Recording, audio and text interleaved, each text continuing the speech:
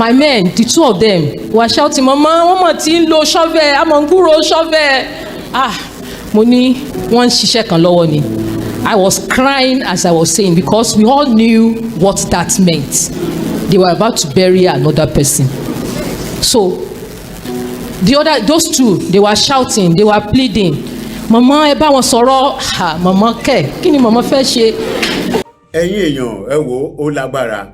Principal ti ṣàlàyé nínú testimony tí wọ́n ṣe nínú church wípé ìdí tí wọn ò fi rí òkú Mr. Oyedokun àti òkú Dikin tí àwọn ajínigbé tí wọ́n pa ní ìgbà tí wọ́n wá jí wọn kó ní ìjọba ìbílẹ̀ Oríire ní Èsìẹ̀lẹ̀, ìdí tí wọn ò fi rí òkú yẹn because everybody náà ló wà worried àti family àwọn tí ó bá ìṣẹ̀lẹ̀ yìí lọ pé òkú ọkọ àwọn o, òkú bàbá wa o, kíní kan like that tó jẹ́ pé people were expecting pé bí wọ́n ṣe free àwọn tí wọ́n jí gbé yẹn pé at the same time ó yẹ kí wọ́n gbé òkú àwọn tí wọ́n pa náà, ó yẹ kán tiẹ̀ rí òkú wọn tí àwọn family wọn kán lè lọ sin wọn síbi tó ṣe kínní. Ṣùgbọ́n nínú àlàyé tí principal ṣe nínú testimony tí wọ́n give ní church ó ti fi hàn gbangba wípé àwọn people yìí o àwọn tí ó kú sí ìṣẹ̀lẹ̀ yẹn tó jẹ́ tí wọ́n jí kó pé wọ́n lè rí òkú wọn.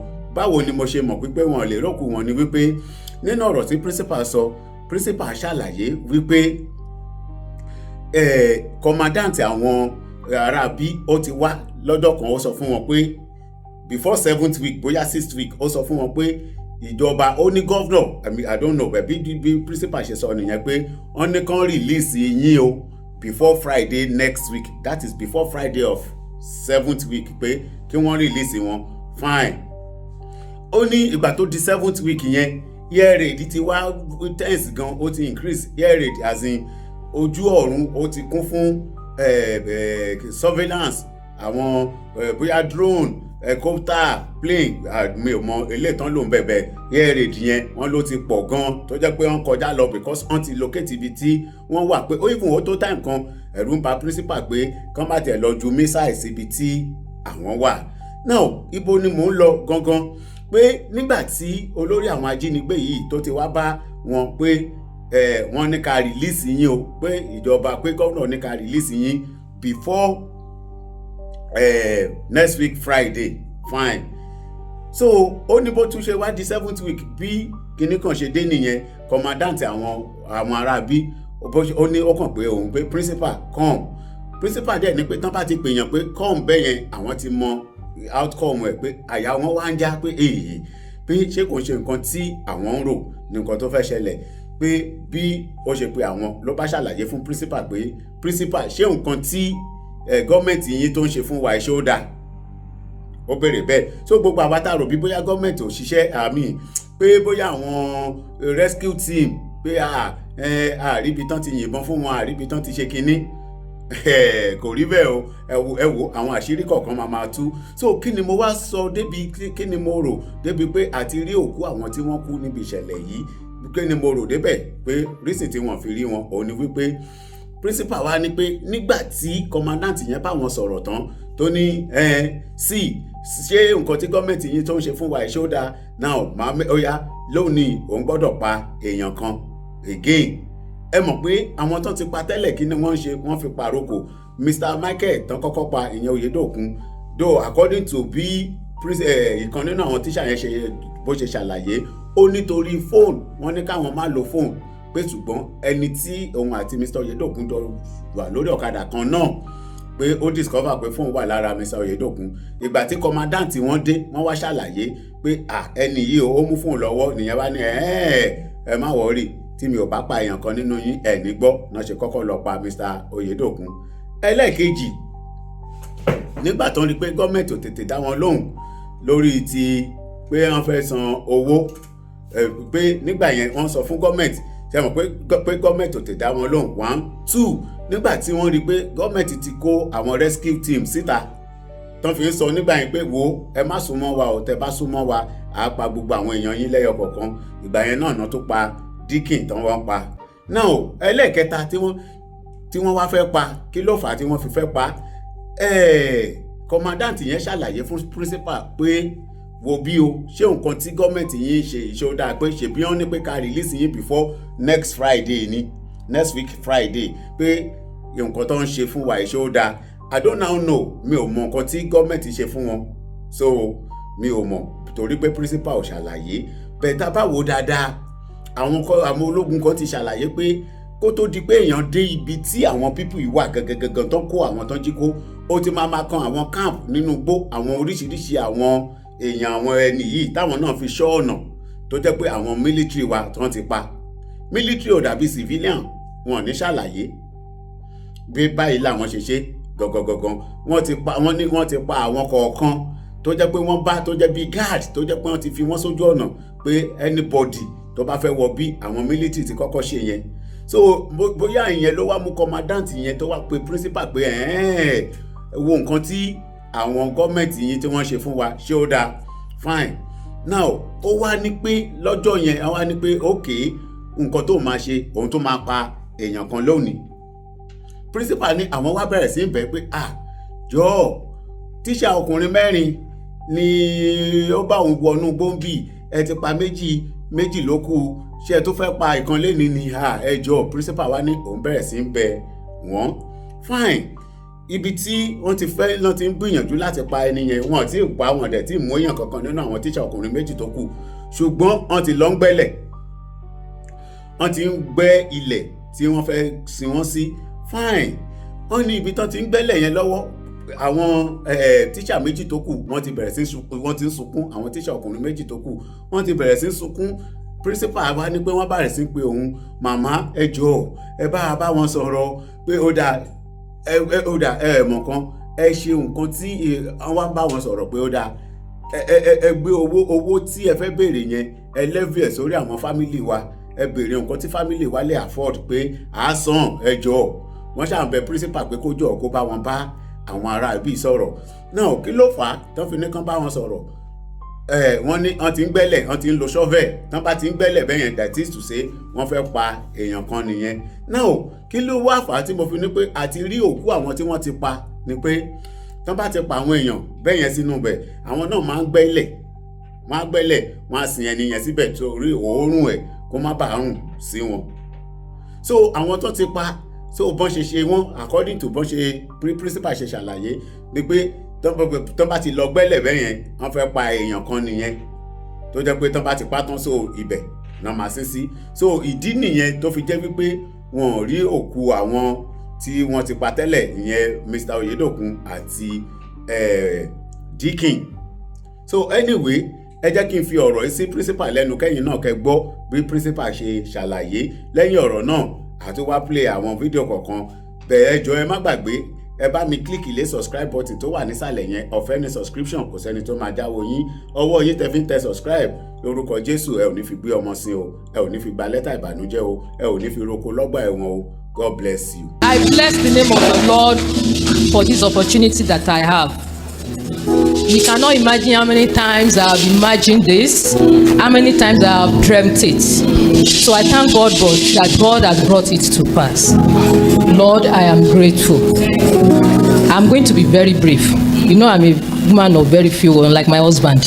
So I'll just be very brief. But I cannot but stand in the midst of God's people to give glory unto the Lord. When we were there, we never knew that the world was praying for us, but I personally knew that Antioch was praying for me. I was so convinced that every Sunday, especially prayer Sunday, I will know that indeed prayers are being offered on my behalf and others. So I bless God that honored those prayers. He did honor it. He did honor it. So I'm going to cite just one instance. Apart from seeing the hand of God right from the beginning, the 7th week was the hardest for us all. That was when the troop increased their hair rates. It was so intense and persistent that at a point, the fear of the bandits became secondary. We were just praying that missiles will not be accidentally dropped on us. But God kept us because we were so exposed only covered with polythene bags and grasses. So amidst that fear, God consoled our hearts. And that week, it started on Monday. They had told us the previous week that the governor said that before Friday the next week we will be released. So we were calm. But when the hearing started on Tuesday, they become so furious. So towards the end of that week, the commander came, said, "Principal, come." I was already shaking because I know what that could mean.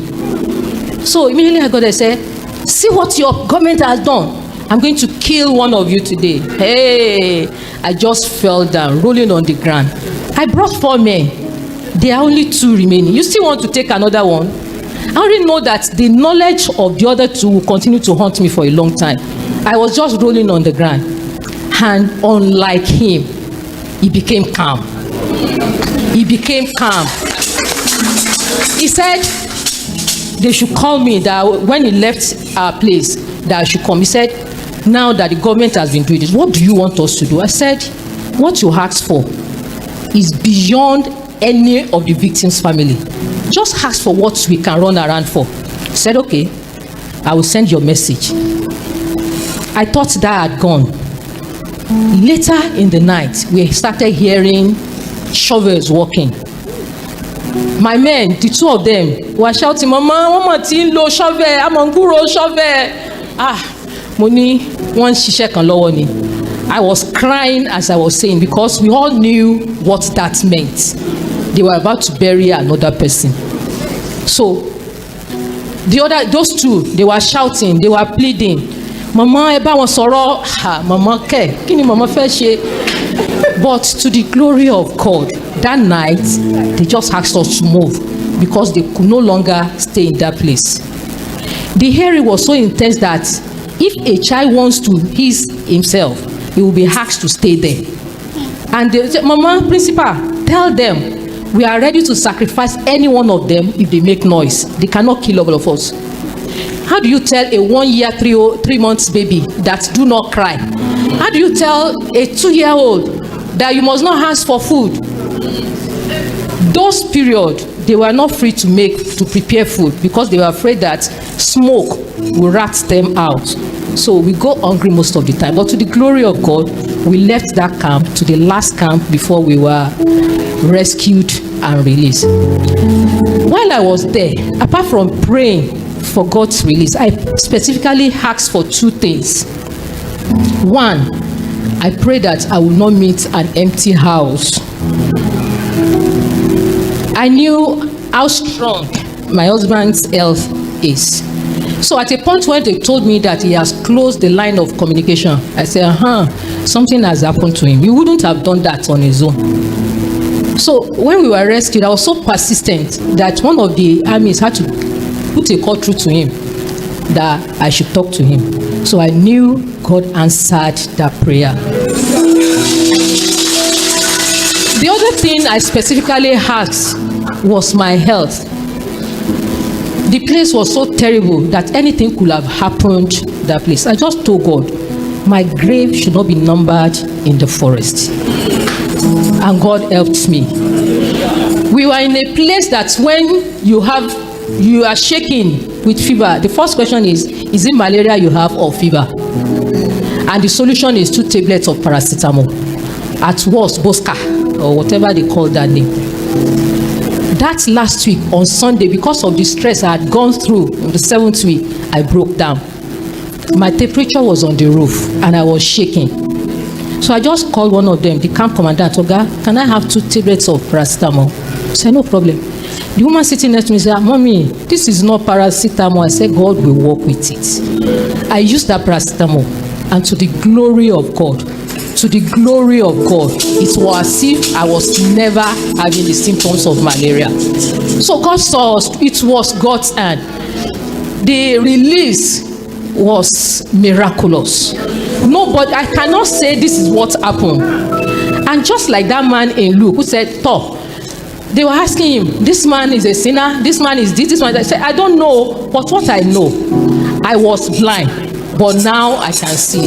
I know that I was incarcerated for a period of time, and at the right time, God rescued me and brought me into the midst of my people. So I give glory unto the Lord. I thank God for what He has done.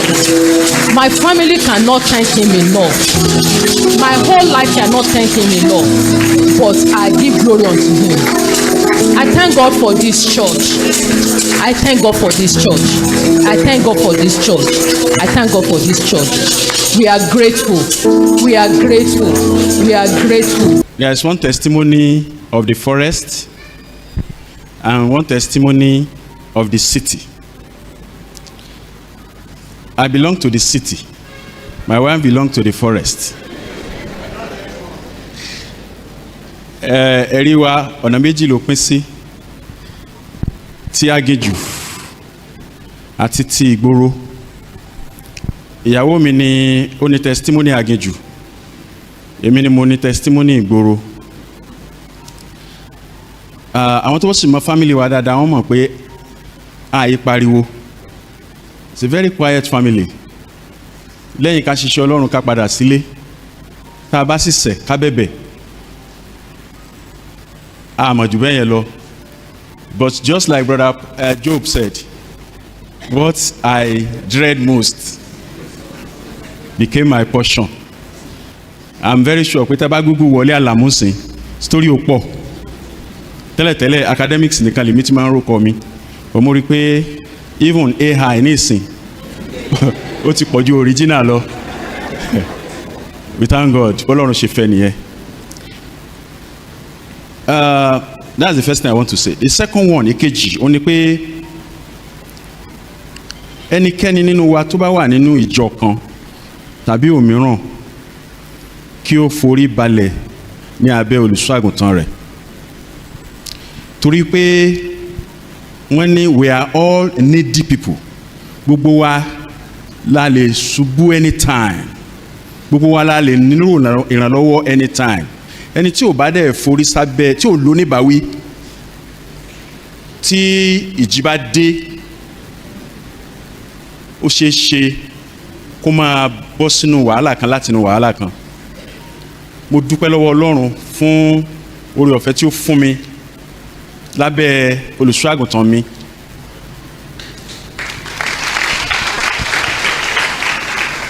Testimony àkọ́kọ́ nìyẹn o. Mi ò mọ bí ó ṣe jẹ́ tó fi jẹ́ wípé ìjínigbé eléyìí ó wá special tó bẹ́ẹ̀. It's an embarrassment to me. Wọ́n jí ìyàwó mi gbé àtàwọn yòókù within 45 minutes. Mo dé ẹ̀sẹ̀lẹ̀. The general officer commanding of 2nd Mechanized Division was already there 30 minutes before me. The commissioner of police was already there 45 minutes before me. 2 helicopters were already combing the forest 1 hour before I got there. It can only be God. And it's an answer prayer from my pastor and from every member of this association. That's the first testimony. The second one, àwa ọkùnrin ni mo sì fẹ́ direct testimony yìí sí. Ẹ mọ̀ pé alágídí díẹ̀. Àwa ọkùnrin. Big boys don't cry. Níta máa ń sọ nìyẹn. Ṣùgbọ́n tó bá dé ojú ẹ̀, big boy can become a small boy. Lálẹ́ ọjọ́ tí wọ́n gbé wọn, mo padà dé ní bíi 5, mo wá bá rẹ́rẹ́ mi ní church. Mo ní ọ̀gá, I will be strong. Àbí mo ṣe sọ fún mo ní ọ̀gá I will be strong. But nígbà tá a ríra ní ọjọ́ kẹta àbọ̀jọ́ kejì, mo ní I thought I was strong. Because that night was the longest night I ever lived.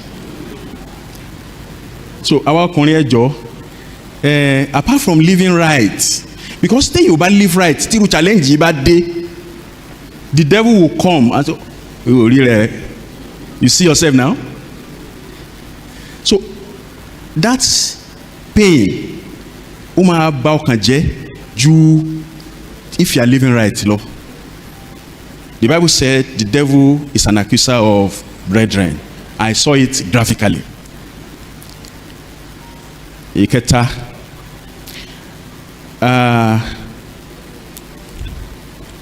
nígbà tí ìyàwó mi wà nínú igbó èmi àtàwọn arákùnrin yẹn àjọjọ ń chat for the first 3 weeks wọ́n á gbé threat wá oríṣiríṣi threat and immediately tó máa gbé threat yẹn wá ó máa destabilize me. In fact, there was a day tí mo ń lọ fún check up wọ́n kàn send message similar ọjọ́ yẹn. By the time I got to the clinic a lè ṣe check up mọ́ because tán bá lọ wo BP mi gbà yẹn ó máa fò ní. So I went back home and it was that day I decided pé I'll block these people. You can't kill me here and kill her there. So choose one. If you want to take, she's going to be with Christ. I am very sure of that. You cannot kill the two of us at the same time. And immediately I blocked them. They went to her. Madam, your husband has blocked us. We are going to kill you. That one said, you will not kill me. In Jesus' name. So they left one cutlass. One fear that can see ibi odore. But I went back or something.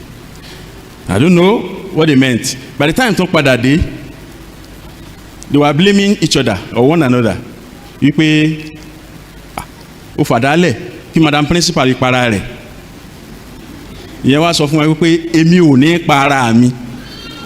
Ẹ̀yin náà ò sì ní pa mí. I thank God for that boldness because ní tí èèyàn bá fi ẹnu ẹ̀ sọ ó ní wait. Finally, well, I won't call it embarrassment this time. I will call it answer prayers. Àwọn nọ́mbà kan wọ́n bá mi sọ̀rọ̀ tó jẹ́ pé mi mọ̀ bí tán ti rí nọ́mbà mi, especially from California and Los Angeles ní US. Ìkan lára wọn ló kọ proposal 6 pages. He sent it to me.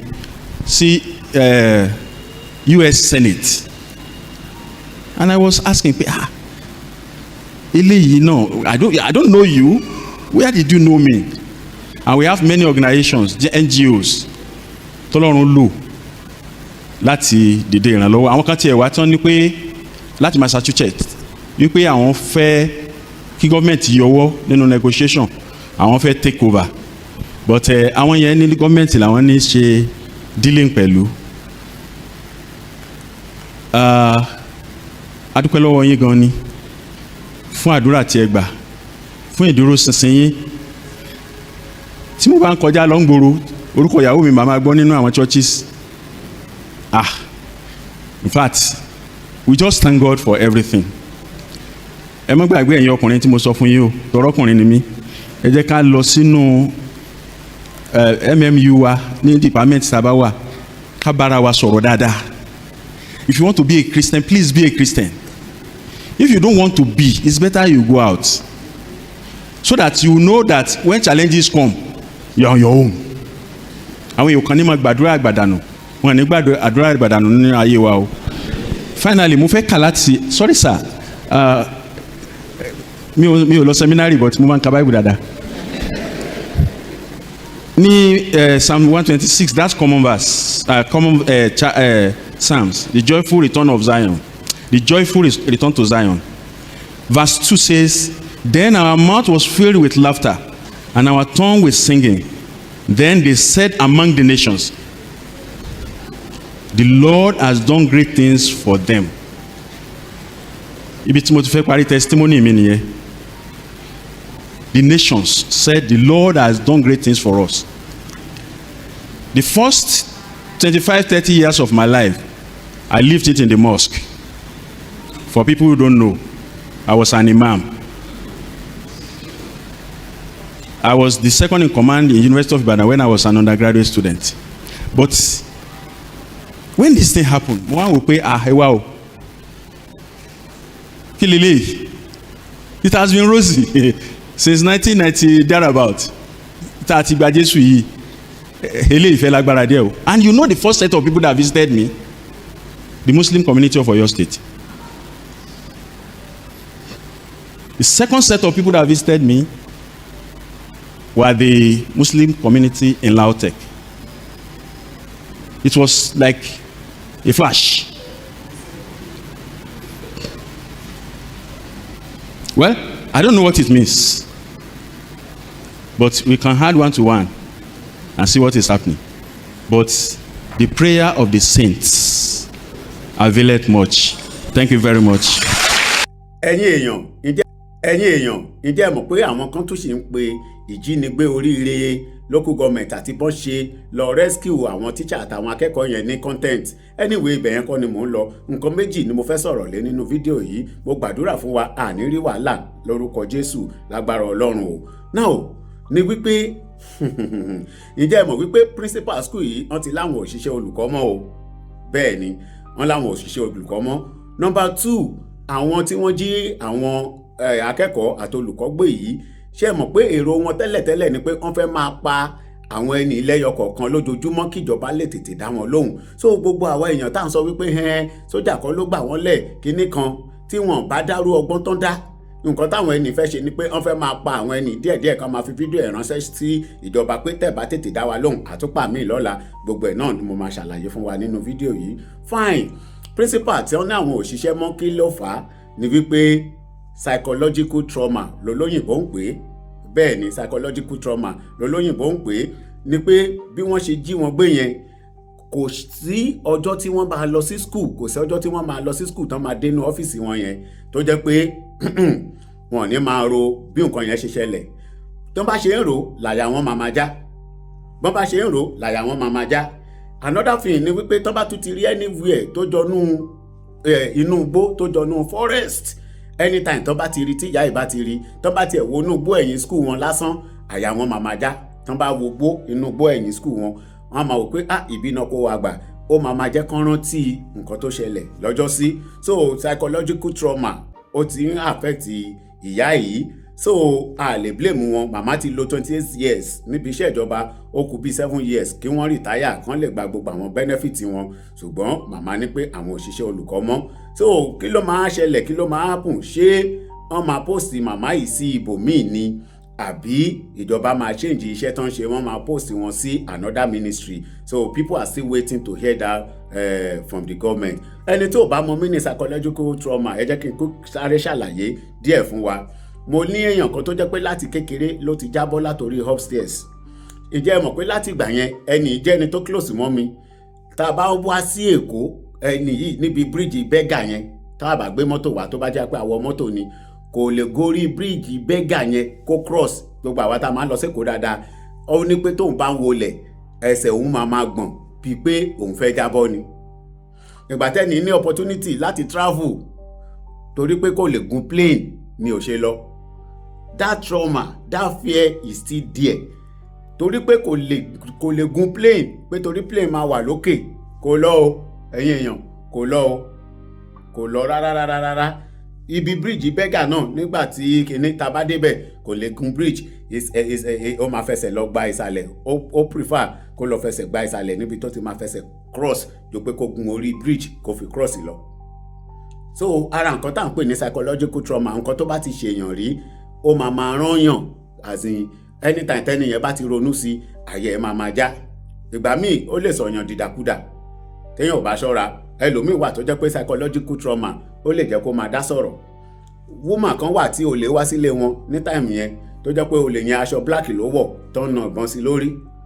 After incident yẹn, ǹjẹ́ ẹ mọ̀ pé woman yìí anywhere tó bá ti rí aláṣọ dúdú, ẹni tó bá wọ black ó lè máa tọ̀ sára kó máa gbọ̀n láìsí nǹkan kan tó ṣe. Tó bá ti rẹ́ni tó wọ black wàhálà ti dé. Ẹni tó wọ black wàhálà ti dé ni, ó máa gbọ̀n ni, ó lè máa tọ̀ sára. Ìgbà míì wà ó ti rẹ́ni tó wọ black tó jẹ́ pé lẹ́sẹ̀kẹsẹ̀ ó bẹ̀rẹ̀ sí rí menstruation ẹ̀. Kẹ́ lè mọ nǹkan tí psychological trauma tó ń cause. So ara nǹkan tó ṣe màmá yìí nìyẹn. Then ẹlẹ́ẹ̀kejì tí mo la fẹ́ sọ̀rọ̀ lé, àwọn agbénipa yìí, èrò wọn tẹ́lẹ̀tẹ́lẹ̀ ni wípé bíjọba ò ṣe tètè dá wọn lóhùn, àṣírí yẹn ṣẹ̀ wá ń tú ni. Wọ́n máa mú àwọn ẹni kan máa pa wọ́n lẹ́yọ kọ̀ọ̀kan pé ìjọba á fún yín ní 72 hours tí ẹ bá ti send àtúnmẹ́lòmíì àtúnpa.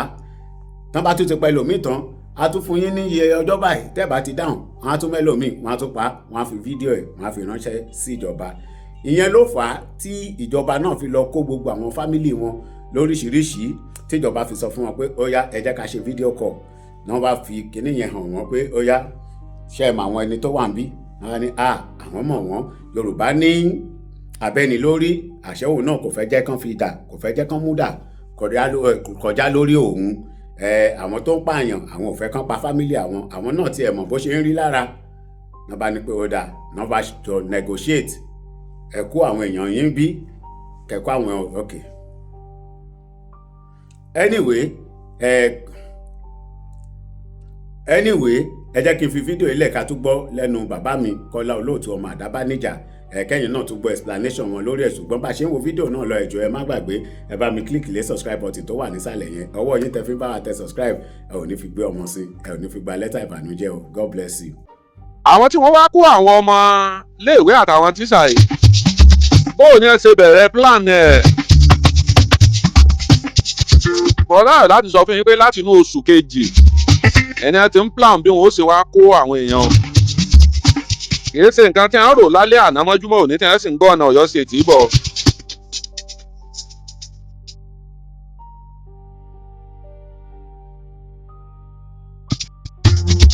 Ẹ wo láti inú oṣù kejì títí sínú oṣù tí wọ́n gbé àwọn ọmọ àti inú oṣù tí wọ́n wá gbé wọn jù lẹ̀. Ṣé wọ́n dojú ìbọn kọ wọ́n ni ṣé wọ́n yìnbọn mọ́ wọn ni kí wọ́n ó tó kó àwọn ọmọ lẹ̀ àbí bò ó. Ẹni ìṣẹ̀lẹ̀ tó múra sílẹ̀. Nígbà tí ìbọn wa ń lọ lákọlákọ bóò ní bó ṣe tajá bá àwọn ọmọ bóò làwọn ọmọ bóò ní kankan ò ṣe kú nù wọn. Gbogbo ẹ̀ lẹ́gbọ́ lálẹ́ yìí. Ṣé wọ́n gba ránsọ̀mù wọ́n fún wa lówó ni wọ́n wá tú àwọn ọmọ lẹ̀ àbí wọ́n ráwọn ọmọ gbà ń tipátipá lọ́wọ́ wọn. Alẹ́ ilẹ̀ gbọ́ kò ní í dọ̀la. Ẹ̀dá tó ló pọ̀ ìka ọmọ làkejì. Ó pẹ́ títí ọmọ rẹ̀ á jẹ́ níbẹ̀. Ẹ má má ṣe o ìkà òṣùwọ̀n. Ẹ má má ṣe o ìkà ọ̀dà. Mọ́ra dòdò mọ́jà dòdò ń dò ó. Mọ́mọ́wọ́ dòdò mo fi pọ́ ọmọ ń dòdò ń dòdò. Ọmọ ń dòdò ń fi dòdò dòdò ṣeré. Bàbá olódòdó dé ọmọ ń dòdò ó bẹ́ẹ̀ lu dòdò dé Ọ̀yọ́. Ó sáré títí ọkọ lùyá oníyọ̀ ó ṣubú lọ lọ́yọ́. Ọpẹ́lọpẹ́ bàbá ọlọ́mọ yọyọ tí ń gbọ́yọ̀. Tọ́yọ ìyá oníyọ̀ nínú ìyọnu. Ọ̀sẹ́ni ọmọ wípé ilẹ̀ ní í yọ ohun. Ilẹ̀ mọ́ yọ̀ mí o. Ọ̀gẹ́rẹ́ àfọkọ́yẹrí. Alápòkà. Àìbínú orí ká fi fìlà dé bàdé. Olódùmarè ìbà rẹ lálẹ́ yìí. Olódùmarè àgọ̀ ọ̀tún. Ọba tẹ́rí lẹ́gẹ́lẹ́gẹ́ tó forí ṣàgbéjì omi. Àmọ̀ lọ àmọ̀ yà. Ẹ má jẹ́ kí tẹnu ọ bọ́ ẹ má jẹ́ kí tilẹ̀ ọ dànù. Ẹ má sì jẹ́ kí tilẹ̀ ọ pọ̀ ju tẹnu lọ.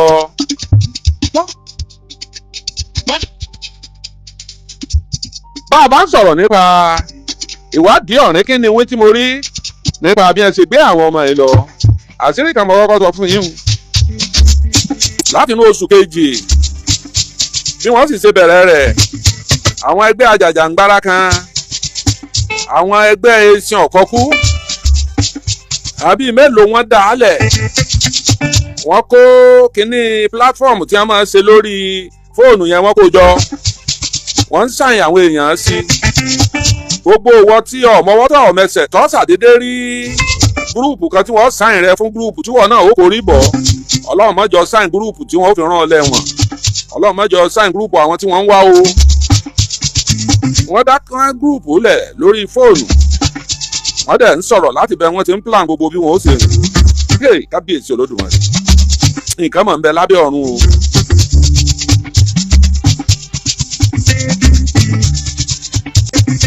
ṣé ẹ gbàgbé pé mùjísà tá a kọ́kọ́ rí ni pé wọ́n dú Mr. Oyèdòkun kí ni ẹ̀ṣẹ̀ wo ni Mr. Oyèdòkun ṣẹ̀ tí wọ́n fi dún bú ẹ̀ níbo Mr. Oyèdòkun wà tí wọ́n fi lọ mú tí wọ́n fi dún bú ẹ̀ sáwọn ọmọ yẹn ń wò ni àtàwọn tíṣà bí bẹ́ẹ̀ kọ́ o ibì kan náà wọ́n káwọn ọkùnrin àti obìnrin sí ọkùnrin àti obìnrin lọ́tọ̀ọ̀tọ̀ wọ́n wá fi nǹkan dì wọ́n lójú wọ́n di nǹkan mọ́ wọn lójú débi pé wọn ò lé wọn bí àwọn wà ẹ̀ṣẹ̀ tí Mr. Oyèdòkun ṣẹ̀ tí wọ́n fi pa á ní fanáfanṣu ni wípé nígbà tí wọ́n kó wọn sórí mansíìnì múra sílẹ̀.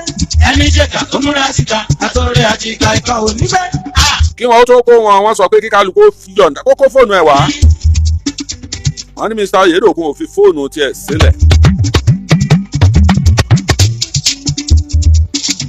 ẹni tó wá gbọ́n lórí mansíìnì bóyá fóònù Mr. Oyedokun ríǹgì ṣé mọ̀ pé tíṣẹ̀lẹ̀ bá ṣẹlẹ̀ bẹ́ẹ̀ yẹn ẹ̀dá tó rán kálukú ọmọ pé lákọlákọ ń bo lẹ́wà ó pẹ́ títí ọmọ. kò lè gbé fóònù ṣùgbọ́n fóònù ń ró lákọlákọ lọ́wọ́ ẹ̀ ìka sùn. nínú àpò ẹ̀ ẹ̀ṣẹ̀ ìka ọ̀dà. ní à sì ṣe dénú gbó tán lẹ́ni tó gun mansíìnì àtàwọn ikọ̀ ẹ̀ẹ́sìn ọ̀kọ́ kú tí wọ́n gbé wọn lọ sọ pé òun fura pé fóònù ń bẹ lára Oyèdòkun. eré ni àbí àlọ́ wọn kọ́ bàkú ẹ̀ wọ́n bá fóònù wọ́n sì bí léèrè wípé nígbà wọn ní kálukú fi fóònù ńlẹ̀ ọ̀gbọ́n ni olóhùn ọ̀mọ̀gbà náà tí wọ́n ní wọ́n fi fóònù ńlẹ̀ inú bí ọ̀gá wọn pátápátá ó ní bóun ọ̀bá tiẹ̀ ní pẹ́ nìkan kan òun ó fi ọjọ́ òfin káwọn èèyàn ó lè bá a mọ̀ wípé kódà kéèyàn máa parọ́ lórí fóònù tó wà lápò ẹ̀ lójijì wọ́n mú kúrò láàrin àwọn tí wọ́n kó sí wọ́n ti kó wọn bì kan náà wọ́n ti faṣọ dì wọ́n lójú wọ́n sì mú un lọ wọ́n ló bẹ̀bẹ̀bẹ̀bẹ̀bẹ̀ kódà ó fọlọ́n bẹ̀ wọ́n wọ́n ní wọn ò gbọ́ ọ̀gá wọn ti fún wọn ní ọ̀dà pé kí wọ́n lọ yanjú ẹ̀ wọ́n mú débi tí wọ́n ó ti yanjú ẹ̀ wọ́n lé lé lé wọn bá. wọ́n gbọ́ tí ń pariwo lọ ẹ dákun ẹ jọ̀ọ́ ẹ dákun ẹ jọ̀ọ́ ariwo làwọn ọmọ iléèwé ẹ̀ gbọ́ àtàwọn píríncípà wọ́n gbọ́ ariwo títí títí ọ̀tọ́ mi bá wọnú àgbọ̀. nígbà ọ̀dẹ̀ kan ariwo yẹn lọ òkè lálálálá àyún ni wọ́n rí wọn ọ̀rá bọ̀ ó tó bí wákàtí kan nìkan nínú àwọn ọmọ ẹṣin ọ̀kọ́kú yẹn níwà ń jó ní bí ìgbà téèyàn ń yayọ pé wọ́n ti mú kan balẹ̀ nù yín wọ́n ní kọrin ní jó wọn ò tú wọn lójú lẹ̀ wọ́n dè wọ́n lẹ́sẹ̀ wọ́n dè wọ́n lọ́wọ́ bí wọ́n bá fẹ́ yàgbẹ́ tàbí wọ́n fẹ́ tọ̀ wọ́n tẹ̀sẹ̀ bẹ̀ wọ́n ní pé ẹ dákun ẹ jọ̀ọ́ ọ̀kan tí wọ́n tọ́ wà nínú ara àwọn tó gba òmìnira nínú àwọn tíṣà ló ròyìn báwọn tó ròyìn ogun o kò dé ní Mr. Oyedokun bóun ṣe lọ́nu wọ́n yanjú ẹ̀ wọ́n sì pa fáìlì rẹ̀ déwájú Ọlọ́run. That was the end of Mr. Oyedokun.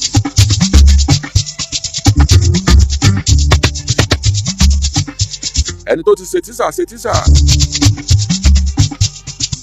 kábíyèsí Olódùmarè nínú gbogbo àwa tá à ń gbọ́ mi lálẹ́ èèyàn mélòó ló ra bisikíìtì tàbí èèyàn mélòó nínú yín ló ra áńkásífù tó rántí tíṣà rẹ̀ tó dáa sí nígbà tó wà ní primary school èèyàn mélòó ló béèrè ilé tíṣà rẹ̀ tí ń bẹ nígbà tí ó wà ní secondary school èèyàn mélòó ọmọ iléèwé mélòó ni àjọ sowọ́pọ̀ wípé kí wọ́n rántí ọjọ́ òbí principal àwọn kan kí wọ́n sọjọ́ òbí fún un sọ́run wa lè rí tíṣà wà ní tíṣà ẹlẹ́ẹ̀kejì kí lòun ṣe tí wọ́n fi pa á wọ́n ti ń bára wọn sọ̀rọ̀ ńgbà náà ìjọba àtàwọn agbésùnmọ̀mí ti ń sọ̀rọ̀ ńgbà náà.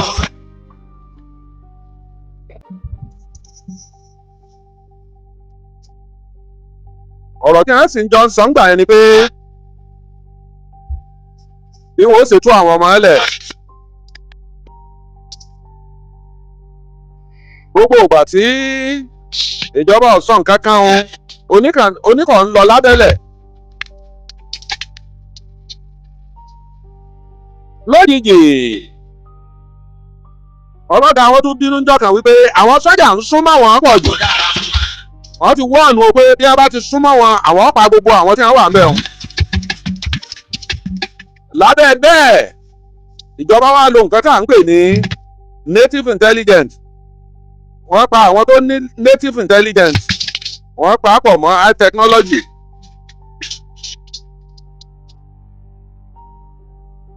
káwé àfọ̀káfọ̀ àwí wọ́n tún lọ mú tíṣà kejì wọ́n dúnbú ẹ̀ ní fẹ̀yìntì sunkún ọmọ lálẹ́ yìí o ní fojú sunkún ọmọ o gbogbo ẹ̀gúsí gbogbo ọwọ́ tó bá ṣẹ́gúsí ní ọjọ́ bẹ̀rẹ̀ nǹkan ò ní ṣe yín o gbọ́ bá kù dẹ̀dẹ̀ tẹ́ jẹun ọmọ Olódùmarè ò ní gbọmọ náà lọ yín ẹ mọ̀ bá ń ṣe àkíní yìí o 11 times wọn kàn fẹ́ fi mọ àwọn olólùfẹ́ mi tòótọ́ ni tọ́ ọ bá ti share rẹ̀ pé mo ti share rẹ̀ o kó o fi ra rẹ̀ hàn kò sówó mbẹ́ o.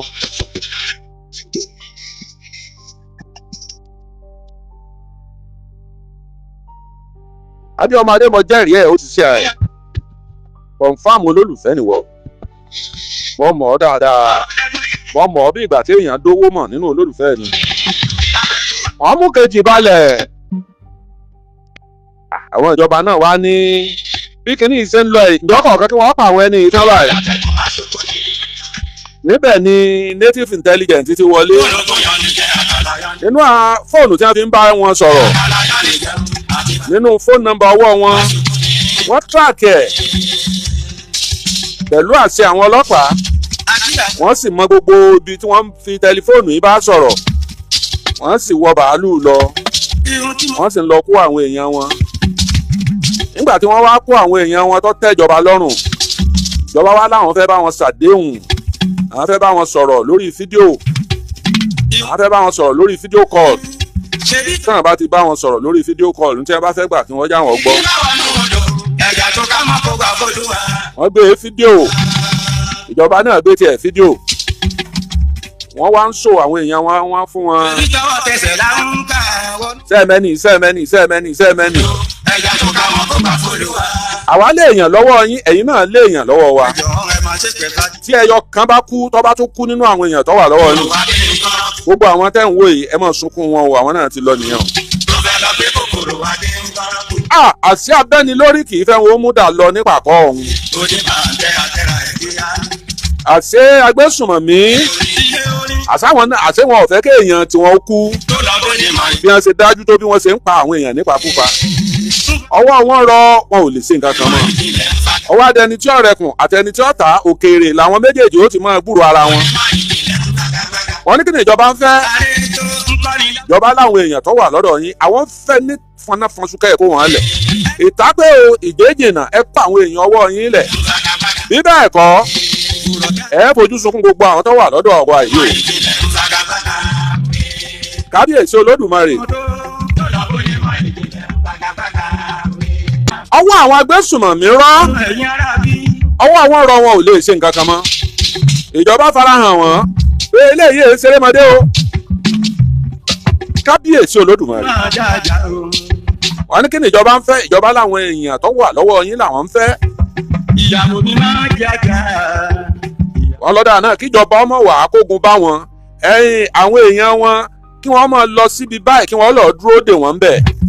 ìyàwó mi. àwọn kó àwọn èèyàn wọn àwọn júwe fún wọn kí wọ́n máa lọ. ìyàwó mi máa jàjà. àwọn ò sì ní dá wọn dúró. ìyàwó mi máa jàjà. káwọn sọ́jà ọlọ́ dúró níbi ó jìnnà ṣùgbọ́n kí wọ́n mọ̀ sún mọ́ wọn o.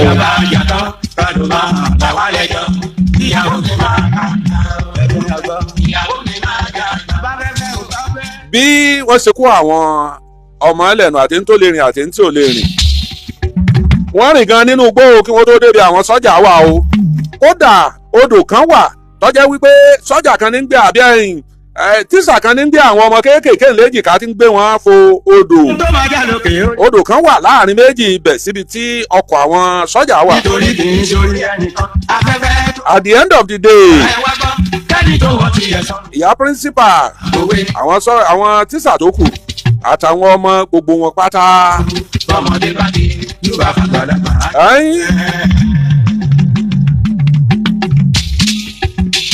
a kì í mú olè ká mọ̀ yan ọ̀gá sọ́jà ní a kì í mú olè ká mọ̀ yan káwápẹ́ a ti gbà wọ́n o a ti gbà wọ́n ọmọ o àwa rí evidence àwa rẹ̀ nìkan kan mú ẹ̀mí ò sì lọ sí i a jẹ́ pé n táwọn èèyàn ń sọ yọ̀bẹ̀ jọ bẹ́ẹ̀ nù àwọn sọ́jà àtẹ̀yìn tó wà lẹ́yìn wọn àti ń tó wà lápá ọ̀tún ń tó wà lápá òsì wọ́n rédíò ara wọn pé kí wọ́n mọ̀ sún papọ̀ wọ́n wá mú wọn máàrin pẹ̀lú ọ̀tá àbọ̀n nígbà tí ọwọ́ ọ̀já dùn wọ́n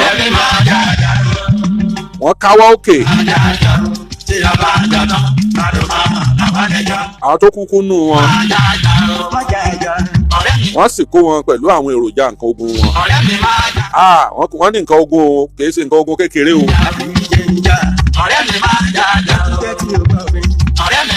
bí wọ́n ṣe mú wọn rè mo láyọ̀ láti sọ wípé wọ́n ti fojú àwọn mẹ́ta balẹ̀ ẹjọ́ nínú wọn o. ìwádìí sì ń lọ lẹ́kùnrẹ́rẹ́. wọ́n fojú àwọn mẹ́ta balẹ̀ ẹjọ́.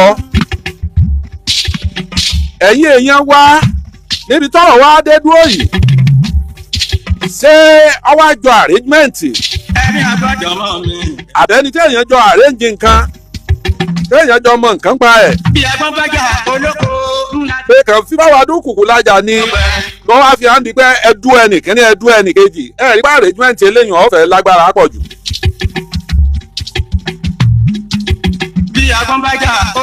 àwọn mẹ́ta wọ́n ti fojú balẹ̀ ẹjọ́ lọ́wọ́lọ́wọ́ ẹ̀.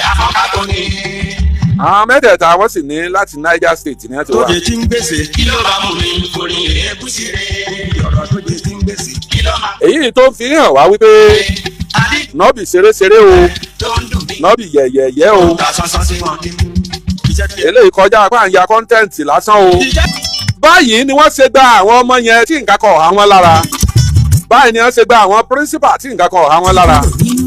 ọkùnrin yẹn ròyìn ó fi tì irú oúnjẹ wo ni wọ́n ń jẹ nínú igbó. ìjọ́ kìíní ìjọ́ kejì ìjọ́ kẹta wọ́n ti ẹ̀kọ́kọ́ rí ráìsì àtẹ̀kọ́ pupa jẹ fún bí ọjọ́ 5. mo rò pé ńgbà tíjọba ti blọọkù wọn tí ọ̀jẹ̀ ráìsì ọ wọlé nǹkan kan wọlé ebi burúkú yìí wá dé fún bíi 50 something days yẹn wọn ò fomi kára ọkọ̀lá tí wọ́n dá wọn lẹ̀ wọ́n sọ pé sẹ́wẹ̀ ẹ lọ wẹ̀ torí ara yín ti rùn yìí torí àwọn ọ̀dà yín lẹ̀ àwọn eléyìí ní ẹ mọ̀ wọ́rì kéèyàn mọ̀ wẹ̀ lẹ́yìn kùlé wọ́n mọ̀ jò ń bọ̀ lẹ́yìn àbí kọ́ mọ̀ ṣe pé bí wọ́n ti dún bú èèyàn ní ẹ̀ka lọ wẹ̀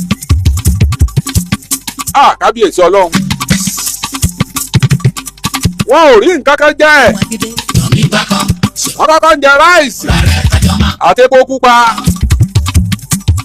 ńgbà ọ̀ya lókun ráìsì nìkan kúrò pé ń gbé èkó tán ńgbà wọ́n tún jẹ ráìsì funfun ẹ ní rógun o ní rógun ńlẹ̀ yóò dòkèèrè. ìyàwó rẹ lẹ́gbẹ̀ẹ́ kí ló lóògùn òkè wọ bó.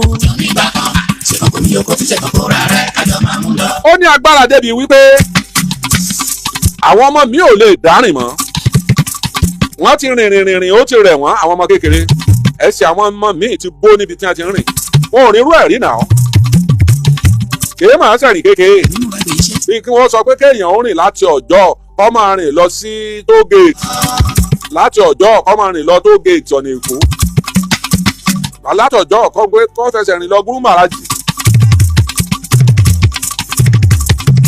ẹ rí pé nǹkan kì í bẹ̀.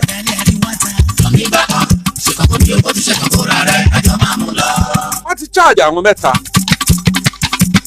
bọ́lá ṣe bá arrangement náà ni ẹ mọ̀ gbọ́ ń kóòtù ọ̀yẹ́ nìkan wàá fẹ̀mí ara rẹ̀ yóò fi lélẹ̀ wípé kí wọ́n pa òun èló wọn fẹ́ fún yẹn tí wọ́n pè kí wọ́n dájọ́ kú fún yẹn wọ́n lọ rèé pa kí wọ́n yẹgi fún lórí arrangement ẹ mọ̀ wọlé ìyá àdúrà mọ̀ wọlé.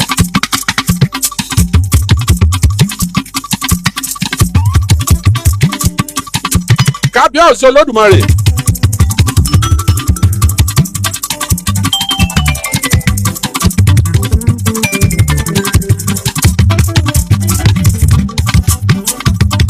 àwọn ìṣẹ̀lẹ̀ tí ń ṣẹlẹ̀ ní nàìjíríà yìí ó ní agbára ọ̀rọ̀ ń ọ̀bá já ráǹkì ìjọba ìbá já ráǹkì ìjọba àpapọ̀ ọ̀rọ̀ yẹn ọ̀bá sì já ráǹkì ìjọba ìpínlẹ̀ ọ̀yọ́ ṣùgbọ́n ọlọ́run tóbi lọ́ba kò jẹ́ kí ráǹkì ìjọba méjèèjì ọjà ṣé ìdàgbé pé bí wọ́n ṣe kó àwọn ọmọ lọ láyé síbọ̀ọ̀gì yẹn láyé ti Jonathan àwọn ọmọ wọ́n padà di ìyá àbẹ́ta ní àwọn ọmọ tí wọ́n kó lọ ńgbà náà ẹlòmíín padà lọ́kọ 3 4 nínú wọn bí wọ́n bá ti pa ọkọ nọmba 1 tí ọkọ nọmba 2 take over wọ́n pa ọkọ nọmba 2 ọkọ nọmba 3 take over. ìyàwó dáná ṣe lọkọ nílé ọkọ síyàwó rẹ láre. níbo lọ̀rọ̀ nàìjíríà ń lọ yìí. ọkọ mẹ́jọ ọkọ mẹ́yẹ ọkọ mọ ohun tó yẹ kó ṣe. àìríṣẹ́ ló pọ̀ kan nínú àbíbáyé ní ti dá. kàkà tẹ́ ẹ ti ń jà gbogbo ẹ̀yin ẹgbẹ́ ajàfẹ́tọ̀ọ́ ẹni ẹ má bára yín jà ẹ sowọ́pọ̀ ni. ọkọ mẹ́jọ ọkọ mẹ́yẹ. ẹgbẹ́ oòdùà kínní oòdùà kejì oòdùà kẹta àti ti bàbá Fáṣẹ̀hùn àti ti ààrẹ Gani Adams àti oòdùà New Era gbogbo yín ẹ parapọ̀ kẹ́ ẹ sowọ́pọ̀ mọ́rù ẹ̀kú kẹ́ ẹ pé àwọn Àgbẹ̀kọ̀yà mọ́ra rìsọ́ọ̀tì làwa ń fẹ́ àwa ò fẹ́ jà ogún mi àbọ̀ tẹ̀mí kọ́ làwa fẹ́ gbọ́ rìsọ́ọ̀tì. olùwàjọwọ́ o má pẹ̀lú owó bá mi jà jẹ́ kí n káṣẹ lé mi bá.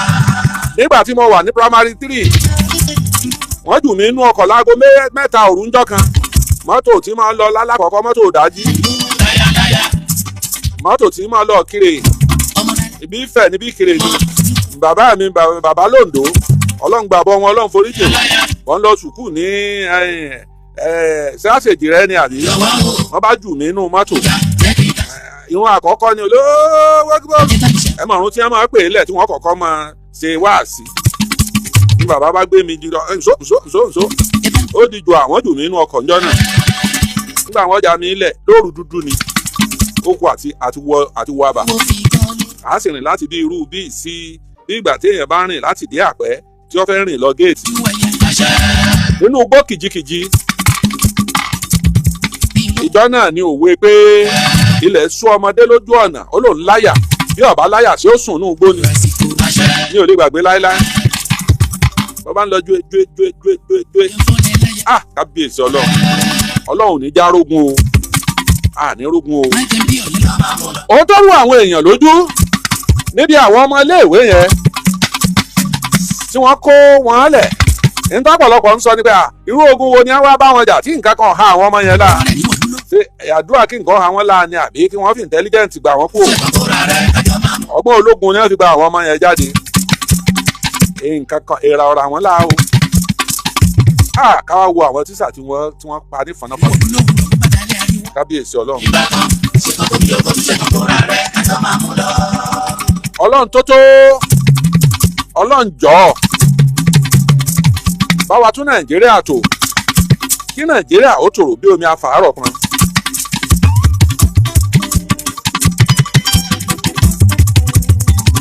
mo wá ń béèrè wípé gẹ́gẹ́ bí ọ̀rọ̀ tí Sunday Igboho sọ fún mi nígbà tí mo pè ń jọ Wednesday tó ní ètò tíjọba ń ṣe lágbára ó ní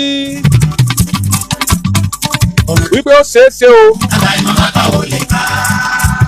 ẹjá jọ tún gbọ́ ẹjá jọ gbọ́ ọ̀rọ̀ tó sọ ọ̀hún ó ní ó ṣeé ṣe o kọjá wípé ìjọba orílẹ̀-èdè Nàìjíríà yìí wípé ó ṣeé ṣe kọjá wípé. ọ̀rọ̀ tó wó máa dá sẹ́yìn. àbáyọ̀mọ̀ bàbá wo lè ká. wípé ìyá ọmọ lọ lóru ń jọ mí. ìyàwó dáná ṣe lọ. tí a bá lọ lóru. ìyàwó lè dálé nítorí àti jẹun. pé yọ wà bíi tijọ́ òun tí ò ní ṣe kí ló ń ṣe ń bẹ̀ òun. ẹ gbàgbé ni níjọ́ pé ilé a máa súùyàn sóko téèyàn ó sì dìsáìdì. nítorí àti jẹun. ẹlòmíà máa tó bí aago 8 aago 9 alẹ́ kó tó kú olóko tó bá jókòó bí ó jìnà ẹwùgbà tí ó tó wọlé. ẹlòmíà máa ní àká a máa ní ahéré ní oko tó bá fẹ́ ṣe nǹkan tó bá rí pé iṣẹ́ tó ń fẹ́ ṣe iṣẹ́ tó ní ìdí kóhun ó jí kò sí láàárọ̀ ó lè sùn ní oko. ọkọ mẹ́tọ́ ọkọ mi ọkọ mi tó yẹ kó ṣe. téèyàn gbọ́dọ̀ dánrú ẹ̀ wò ní ìlú. àyípadà ròdò ní yàrá ìyàtọ̀ padà ròdò bẹ́ẹ̀. pẹ̀lú fífojú àwọn mẹ́ta yẹn hàn tó fojú wọn léde ó jẹ́ káwọn èèyàn mọ̀ wípé àwọn àṣírí ọmọ tú tí a bá bẹ̀rẹ̀ sí ní rojọ́ lọ. èèyàn mọ̀ kú ń bí ọ̀rọ̀ yìí ibi tí èèyàn bá ti kú mi ò lè kọ́ adájọ́ níṣẹ́ rẹ o mi ò lè sọ irú ìdájọ́ tí adájọ́ dá fún ọ.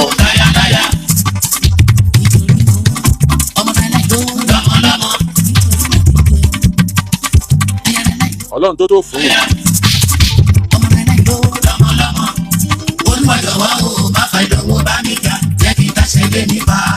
mo rí ẹni tó sọ̀rọ̀ last week lónìí tó jọ́ dàbí arrangement lójú òun ni wípé wọ́n ní tẹ́ ẹ bá fojú sùn kò wó kábíyèsí Olódùmarè. ẹ jẹ́ n sáré sí ojú òpó lẹ́nu káwé ìmọ̀ràn tẹ́ ẹ lè gbà yá yìí.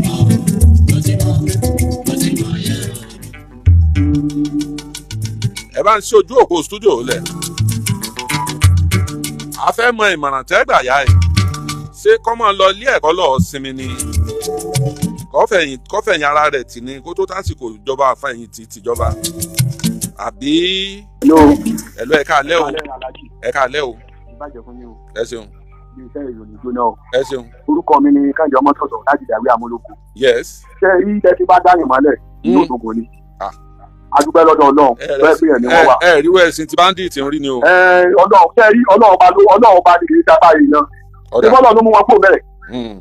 ṣé rí kí a máa wo síwájú ẹ̀yìn ìmọ̀ èèyàn máa ń wò àbí bí wọ́n ti máa ń pè kí ayé máa ro nǹkan kan. ọkọ̀ ọdún méje. ó ti níbi tí ayé ń lọ ọlọ́run fi ṣe ìgbésẹ̀ ayé wọn bá ọlọ́dẹ̀ ní gbèsè ayé wọn bàjẹ́. kán padà sẹ́nu iṣẹ́ wọn. kán padà sẹ́nu iṣẹ́ wọn ọlọ́dẹ̀ ìjọba jẹ́ wọn. ẹ jáwé lòmíì tọ́ba jẹ́ mi ń kọ́ ṣé wọ́n padà síbi iṣẹ́ tíṣà yẹn sá padà sóko yẹn ẹ̀lú ẹ̀ka alẹ́ o. ẹ̀lú ẹ̀ka alẹ́ o. ẹ̀ka alẹ́ o. ooo ń bolẹ̀ sí pé yìí o. orúkọ tèmi ni ọjí ọmọ west. ọmọ west United States of Ilé Tuntun Academy. United States of Ilé Tuntun Academy. bẹ́ẹ̀ ni lójoojú.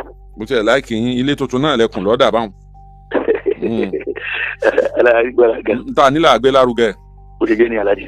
tọ́wọ́ jẹ́yìn ni sẹ́ẹ̀ tó padà lọ sùkúrùn àbẹ́ rìtáyà. wọ́n láìka láì mọ̀ lọ́mọ́. ẹ lọ mọ́. ntójú ọdẹ bá rí lóko tó bá délé kò nílé sọ́tàn.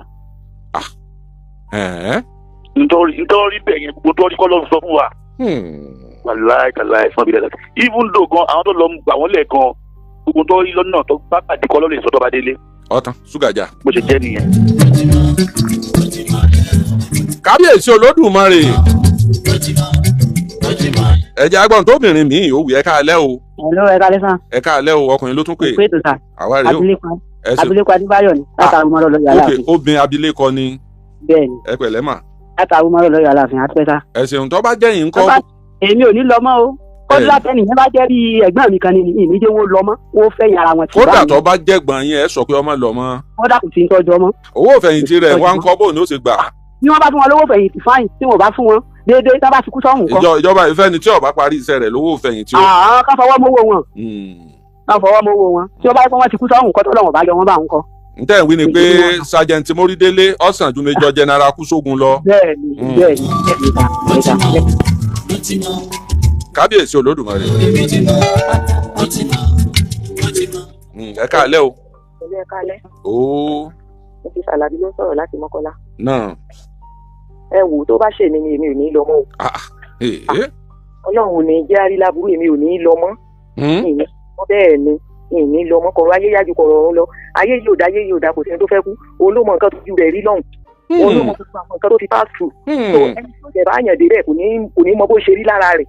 so ó mọ nǹkan táwọn rí àìmọye sọ fún pé bọ́n ṣe wà ní ilé ẹ̀rù ó mọ bà wọ́n àti bọ́ sí kitchen gan yóò máa bà wọ́n lẹ́rù. wọ́n mọ wo fẹ̀tò wọ́n nílé lánàá mọ́ kò sí ní bẹ́ẹ̀ tó bá lóun ò ní gbọ́ wà láyé yín pé family meeting lé lórí.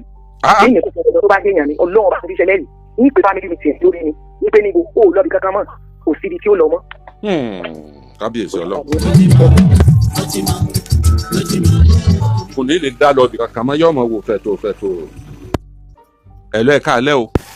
bàbá òdìbò má lọ ìyá òdìbò má ṣe èmi ò lè sọ pé mi má ṣe iṣẹ́ àdìbò. wípé. ẹ̀lú bàbá mi kọ́ lóṣù. ẹ̀ka alẹ́ o.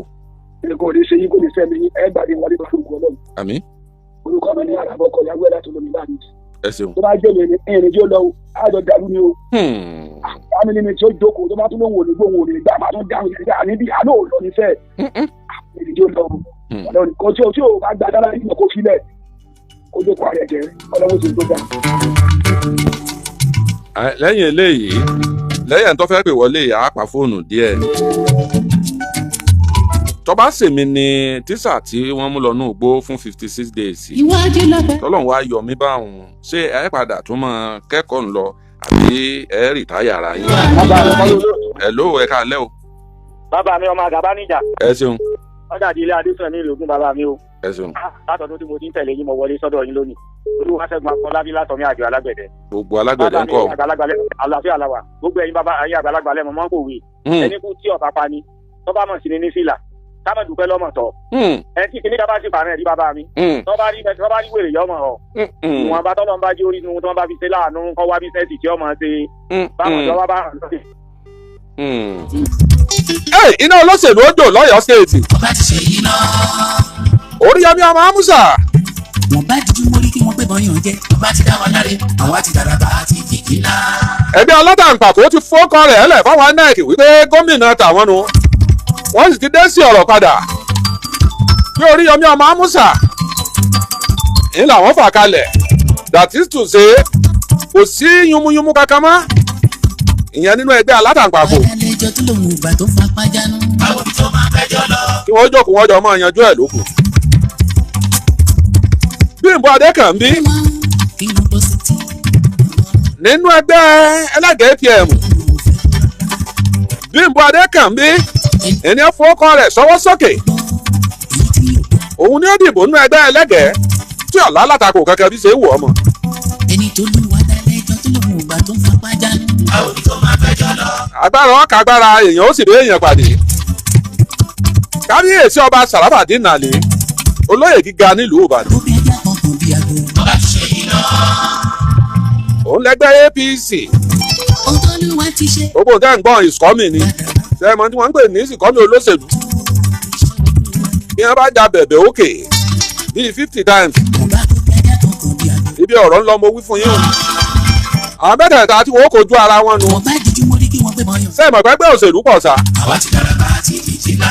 ẹgbẹ́ àwọn Sowore yóò fa gómìnà tiẹ̀ kalẹ̀. Labour Party náà ní gómìnà tiẹ̀. ẹ má gbàgbé wípé solution ewújo tó lòun fọ pẹ́tù gbogbo ìyẹn ló máa ká. kábíyèsí Olódùmarè Taofeek Adégbóyèga solution. ewújo tó lòun fọ pẹ́tù gbogbo ìyẹn ló máa ká. òun lẹ́gbẹ́ tiẹ̀ náà fà kalẹ̀ tó dìbò gómìnà. agun ọmọ fi gagbága yóò wá máa di dọ́là tó dọ́là náírà tó náírà.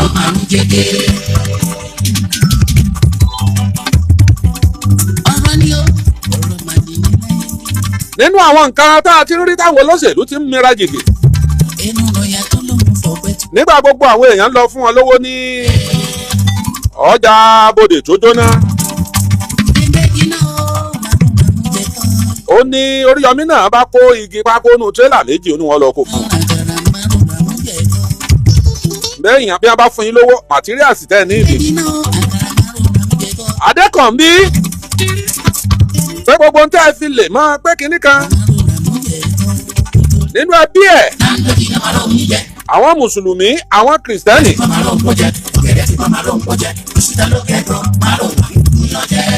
bẹ́ẹ̀ bá sì délé wọn àwọn mùsùlùmí wà ń bẹ̀ àwọn kìrìsìtẹ́nì wà ń bẹ̀.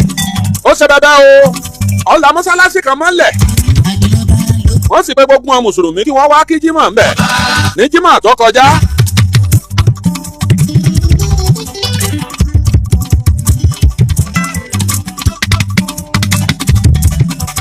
níbẹ̀ lọ́pọ̀lọpọ̀ ti kí jímọ̀ mo sì rò pé ibẹ̀ náà ni ọ́fíìsì òṣèlú ẹ̀ ibẹ̀ ní campaign office ẹ̀ ó kọjá bẹ́ẹ̀ o ẹ mọ ibi táwọn wí ni lọ́nà onírèké àwọn èèyàn wọlé ẹ̀bẹ̀ ń kò sẹ́ni tí fẹ́ kú láyé ayé òdùn gbọ́mọgbọ́mọ pọ̀ kíní kan igbá àwọn ìkòkò bàbá àṣàṣù ta ló wá fẹ́ kú òun bẹ́ẹ̀. tẹ́ ẹ bá dé airport ní ìsìn yóò kún ní pitipiti àní bíríkìlà tí ń lọ rẹ́lé l'Àbújá lásán bíríkìlà tí ń lọ rẹ́lé àti káfíńtà tí ń ṣiṣẹ́ ṣáìtì gbogbo wọn bọ́ọ̀dù flight ni bẹ́ẹ̀ bá dé airport Alákíá yóò kún pitipiti mu kí ló fà á kò sẹ́ni wọ́n fẹ́ kú wọ́n mọ̀ pé tí wọ́n bá gbé àwọn 50 million nu ẹ tí ó bá fẹ́ san 50 million yóò lè yọ sàkánú owó rẹ̀ yóò yọ 500,000 tí yóò fi wọ bàálù kábíyèsí Olódùmarè ọlọ́run ó bá wa tún Nàìjíríà ṣe ọlọ́run ó fi gbà dẹ̀ wá lọ́rùn ìgbà ó dẹ̀ wá lọ́rùn dé omi afàárọ̀ kan.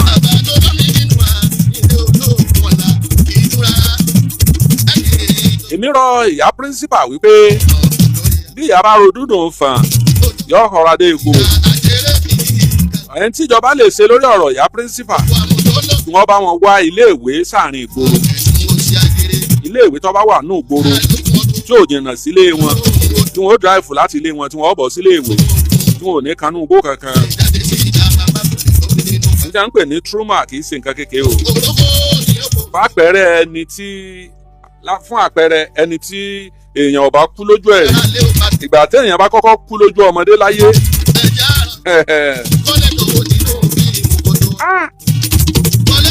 mo rántí ọdún tí mo wà ń kékeré bàbá kan kú lẹ́gbẹ̀ẹ́ ilé wa bàbá JB ni wọ́n pè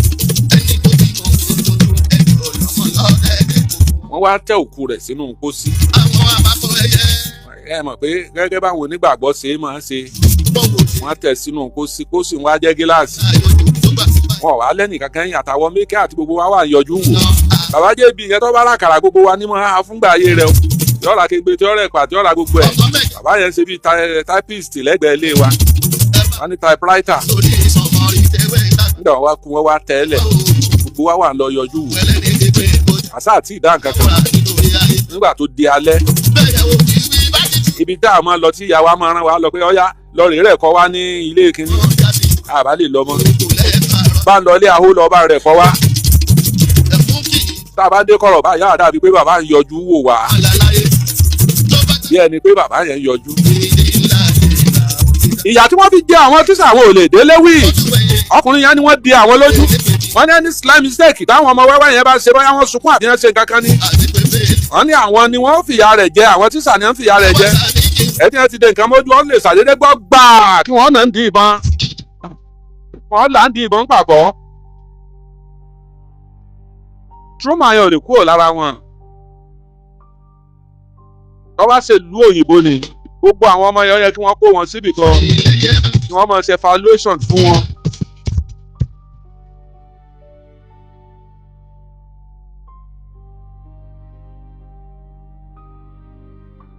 ó yẹ kí wọ́n kó wọn síbì kan wọ́n máa bá wọn sọ̀rọ̀. ẹ má jẹ́ kí n tàn yín níbi tọ́rọ̀ Nàìjíríà dé téèyàn bá múra dáadáa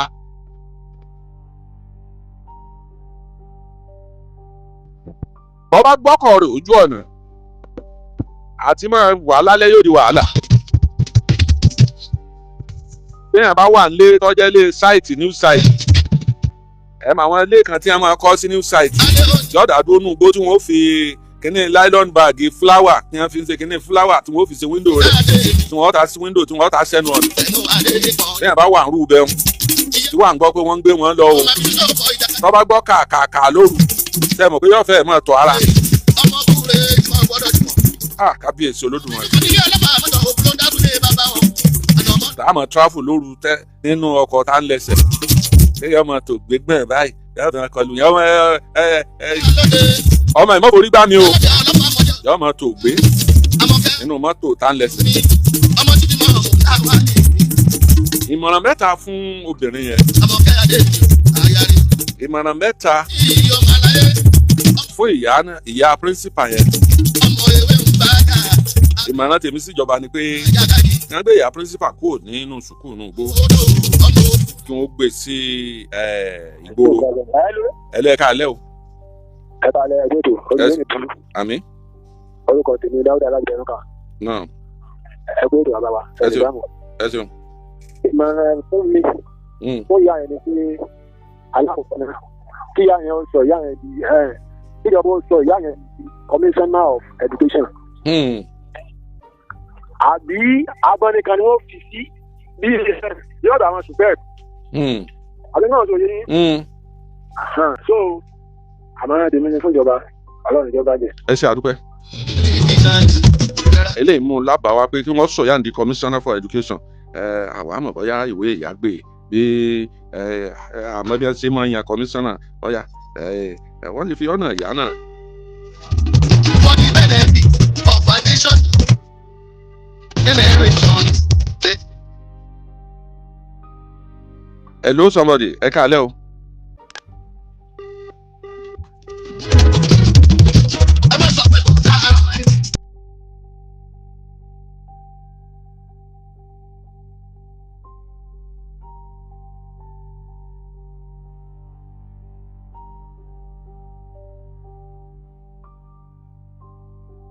ojú òpó yẹn di ẹ má bínú o. wọ́n ń ṣiṣẹ́ lójú fóònù yẹn lọ́wọ́. ẹ káalẹ́ o. Hello, ẹ káalẹ́ o. Wa alaikum salaam, ẹ káalẹ́. Ẹ káalẹ́ ká o. Náà. Bàbá láti Ìlọrin ni o. Láti Ìlọrin Àfọ̀njá. Bẹ́ẹ̀ ni o. Ìmọ̀ràn wo lẹ fẹ́ gbà ya principal yẹn? Wọ́n ní tí wọ́n bá tí wọ́n wá tán wọ́n á ṣe transfer. Tí wọ́n ṣe transfer fún wọn. Ṣé sábà ti pẹ́ ọdún tó kọ̀ lóṣù kan náà. Bẹ́ẹ̀ni, ẹ ṣeun. Ẹni náà ló jẹ́ sẹ́wọ̀n o. Ẹ ṣeun.